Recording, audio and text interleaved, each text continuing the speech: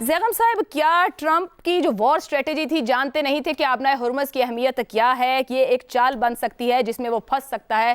کیونکہ street of Hormuz کی اہمیت اور اس کی بندش کیا کچھ لا سکتی ہے دنیا کے لیے، یہ تو عام لوگ بھی جانتے ہیں۔ امریکہ کے مرشد نے امریکیوں کو بھی پھنسوا دیا اور ساری دنیا کو بھی پھنسوا دیا۔ ایران نے بھی دھمکی دی تھی کہ وہ ایسا کرے گا، اگلی جنگ ریجنل جنگ ہوگی، اور ٹرمپ کے مشیروں نے بھی ان کو بتایا تھا۔ اب جیسے جیسے باتیں لیک ہو رہی ہیں، مشیر خود بتا رہے ہیں میڈیا کو کہ انہوں نے ٹرمپ کو بتایا تھا کہ اس جنگ کے نتیجے میں آبنائے ہرمز بند ہو سکتی ہے، اور ایران کے پاس جو ایسیمیٹرک پاور ہے وہ اس کا مکمل استعمال کرے گا اور دنیا کی معیشت کو خطرہ ہوگا۔ گلف کے اتحادیوں سے پوچھنے کی بھی زحمت نہیں کی، جن کے گھر جنگ لے کر جا رہا تھا امریکہ، ان سے مشورہ بھی نہیں کیا گیا، اور وہ کہہ رہے ہیں کہ ہم کیوں پھنس رہے ہیں، ہم کیوں میدان جنگ بن گئے ہیں۔ اب ایران نے جو حکمت عملی اپنائی ہے اس کو کہتے ہیں ہاریزنٹل ایکسپینشن، یعنی اس نے جنگ کا جو پھیلاؤ ہے اس کو جغرافیائی طور پر بھی وسیع کیا ہے، اس کو سیاسی طور پر بھی وسیع کیا ہے، معیشت بھی اس کی لپیٹ میں آئی ہے، اور اس کے ساتھ وقت کے لحاظ سے بھی وہ اس کو طویل کرنے کی کوشش کر رہا ہے۔ یہ مختلف پہلو ہیں ہاریزنٹل ایکسپینشن کے، درست۔ اور 9 ملکوں کو اس نے اپنی اس جنگ میں، جو جنگ اس کے خلاف ہو رہی ہے، اس میں گھسیٹ لیا ہے۔ سب سے بڑا رسک تو عالمی معیشت کو ہے، علاقائی معیشت کو ہے، پاکستان جیسے ملکوں کو سب سے زیادہ ہے، کہ دنیا کی 20% تیل کی سپلائی جہاں سے جاتی ہے، اور وہ خلیجی ملک جو اس وقت پوری دنیا کی رابطہ کاری میں بطور ہب کے، پوری دنیا کی جو سپلائی چین ہے اس کے اندر وہ ایک بنیادی حیثیت اختیار کر چکے ہیں مشرق اور مغرب کے درمیان میں، چاہے وہ سمندری ٹریفک ہو، چاہے وہ ہوائی ٹریفک ہو، تو اس کے اثرات الگ ہیں۔ تو معیشت پر تو اتنا بڑا شوق آنے لگا ہے اگر یہ معاملہ آگے چلتا ہے، کہ ایکسپرٹس کہہ رہے ہیں کہ ایسا آئل شوق تو 1974 کے بعد سے شاید نہیں آیا، اور اسی طرح اس کے نتیجے میں جو اس کا ریپل ایفیکٹ ہے، جو اس کی لہریں ہیں، وہ بہت بڑے معاشی اثرات بھی لائیں گی۔ اب یہ مائنڈ بوگلنگ ہے کہ وہ ایروگنس، وہ غرور جس کے ساتھ ٹرمپ اپنی لیڈرشپ کو چلا رہے تھے، اسرٹ کر رہے تھے، جس میں انہوں نے دوست اور دشمن کے درمیان میں تمیز کرنا چھوڑ دی تھی، نیٹو کو ہر وقت دھمکیاں لگاتے تھے، الگ تھلگ ہو گئے تھے، اب وہ جا رہے ہیں نیٹو کے پاس کہ تم آؤ مجھے بچاؤ۔ پہلے وہ خود کہہ رہے تھے کہ امریکن نیوی جائے گی اور اس کو کھلوائے گی، دنیا کی سب سے بڑی نیوی ہے بھائی، جائیں آپ پھر۔ ایرانیوں نے کہا کہ جو جہاز امریکی نیوی کو ساتھ میں لائے گا اس جہاز کو ہم نہیں روکیں گے۔ آپ دیکھیں انہوں نے جگت لگائی۔ اب جو اپنا فلیٹ تھا، 5th فلیٹ، اس کو بھی وہ علاقے سے باہر لے جا چکے ہیں۔ بالکل۔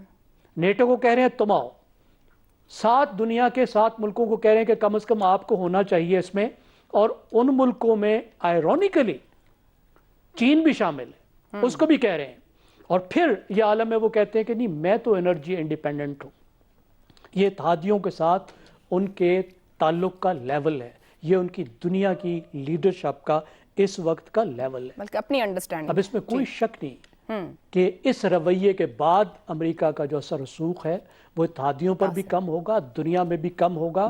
خلیج کے ملکوں نے دیکھا ہے کہ بجائے ان کو تحفظ دینے کے، انہوں نے جو وہاں ان کو اڈے دیے وہ ان کے لیے الٹا مصیبت بن گئے۔ ٹھیک ہو گیا۔ تو ابھی دیکھنا یہ ہے کہ امریکہ باہر نکلنے کا راستہ کیا نکالتا ہے۔ اسے مل بھی پاتا ہے تو بڑا آسان تھا، ٹھیک ہو گیا، باہر نکلنے کا راستہ ڈھونڈنا بہت مشکل ہے۔ صحیح ہو گیا، یہیں سے گفتگو آگے لے کے چلتے ہیں۔ شہزاد صاحب، یہ فرمائیے گا کہ اس وقت امریکہ اتحادی ممالک کو مدد کی درخواست بھی کر رہا ہے، نیٹو کو بھی پکار رہا ہے، ساتھ ساتھ دھمکا بھی رہا ہے سب کو، کیا آبنائے ہرمز عالمی معیشت ہی نہیں دنیا کے مستقبل کو بھی ہٹ کرنے جا رہی ہے؟ ٹرمپ کے پاس وے آؤٹ کیا ہے؟ کیا کوئی آپشنز موجود ہیں؟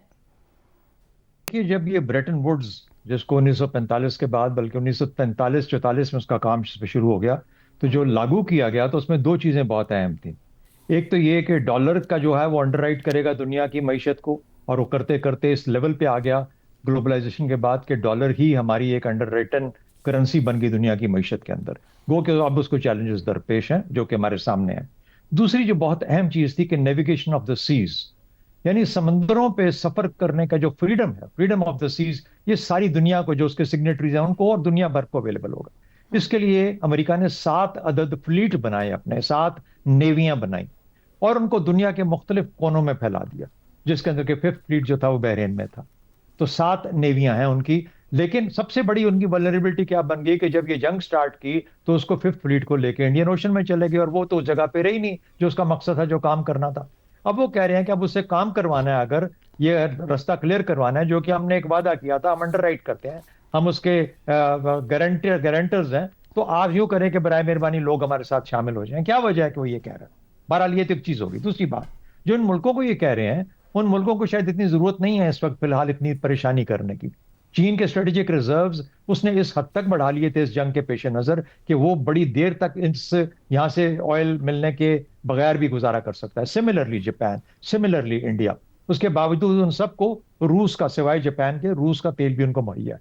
تو اس لیے ان کے لیے اتنی بڑی پریشانی نہیں ہے کہ وہ ٹرمپ صاحب کے کہنے کے اوپر چین بھی اپنے جہاز بھیج دے گا، اور جاپان کے پاس تو اور بڑی وجوہات ہیں کہ وہ نہیں بھیج سکتے. بہرحال تو یہ مشکل لگتا ہے کہ کوئی ملک جس مصیبت میں ٹرمپ نے دنیا کو اور اس خطے کو ڈالا ہے کہ اب اس کی مدد کے لیے پہنچ جائیں. اور جیسے ہم نے پہلے بھی کہا تھا کہ روس اور چین تو چاہتے ہی نہیں، وہ کہتے ہیں پھنسے ہوئے تو پھنسے رہو اور مار کھاتے رہو جہاں پہ بیٹھے ہو. بہرحال یہ تو ایک چیز ہوگی. دوسری بات، جب آپ عالمی معیشت کو انڈر رائٹ کرتے ہیں اور کہتے ہیں کہ عالمی معیشت گلوبلائز ہونے کے بعد اس طرح یکسر اور یکجان ہو جائے گی کہ اس سے پھر میری ساکھ، میرا اثر و رسوخ اور میری جو ڈیموکریٹک ٹریڈیشنز ہیں وہ بھی اس کا آہستہ آہستہ حصہ بنتی جائیں گی. یہی بنیاد تھی نا سارے نظام کی، کہ سب دنیا امریکہ کے اثر و رسوخ میں آ جائے گی، جو کہ کسی حد تک آئی، بڑی حد تک، سوائے 1-2 ملکوں کے یا جو بڑے ملک بیچ میں رک گئے تھے. لیکن اب جو ہے اس کو سب سے پہلا جو پتھر یا سب سے بڑا پتھر مارا وہ اس جنگ نے مارا، جب اس نے پرواہ تک نہ کی کہ میں اپنے ہی بنائے ہوئے نظام کو کیسے تہس نہس کرنے جا رہا ہوں، تہوبالا کر رہا ہوں. اچھا، اب یہ تو کر بیٹھا. اب اس کو جس طرح آف ریمپ کی بات بار بار کی جاتی ہے کہ آف ریمپ چاہیے، آف ریمپ کیسے ملے گا، وہ نکلنا چاہتا ہے، وہ پھنس گیا ہے، وہ مر گیا. دیکھیے بات یہ ہے کہ دنیا کی معیشت تباہ ہوگی، اس کے بعد جا کے امریکہ کی معیشت تباہ ہوگی. پرابلم یہ ہے کہ انڈیا، پاکستان، ملیشیا، انڈونیشیا، فلپینز، یہ سارے ملک جو ڈیپینڈنٹ اکانومیز ہیں اور جن کے تیل بند ہو جائیں گے، ان کا کیا بنے گا؟ ان کے اوپر معاشی، سیاسی، معاشرتی، یہ سماجی قسم کے کیا اثرات آئیں گے؟ یہاں پہ کیا ایک طوفان مچے گا جس کے بعد پھر آہستہ آہستہ وہ سپلائی لائن افیکٹ ہوگی، پھر امریکہ کے پاس جائے گا، وہ کہے گا پمپ کے اوپر تیل قیمت بڑھ گئی، ہم کیوں نہیں یہ کچھ کرتے. تو ساری دنیا تباہ، معیشت تباہ ہونے کے بعد وہاں تک بات جائے گی. اب وہ کیا کہہ رہا ہے؟ اس کو پتا ہے وہ پھنس گیا ہے، غلط سٹیپ لیا، غلط کام کیا. وہ کہہ رہے ہیں آ جاؤ، آہستہ آہستہ میں تمہیں پام آف کرتا ہوں، اپنی ذمہ داری تمہارے ذمہ میں ڈالتا ہوں. میں تو پہلے ہی کہہ رہا تھا کہ میرا کام نہیں ہے لڑنا، اور مجھے پھنسا بھی دیا آپ لوگوں نے، آ کے بیٹھ گیا یہاں پہ میں تمہارے لیے جنگ کرنے کے لیے. اب تو یہ وہ گھڑ رہا ہے. تو اس لیے اب گلف سے ہٹ کے اب معاملہ اتنا پھیل چکا ہے اور چاہ رہا ہے کہ یہ 2-4 ملک آ جائیں، کسی طریقے سے 2-4 جہاز آ جائیں، میں 1-2 جہاز ساتھ شامل کر کے کچھ مرینز بٹھا دوں گا خارگا آئلینڈ کے اوپر اور کہوں گا دیکھو میری فورسز بھی ہیں، تم جہازوں کے ساتھ ان کو لے کے چلو.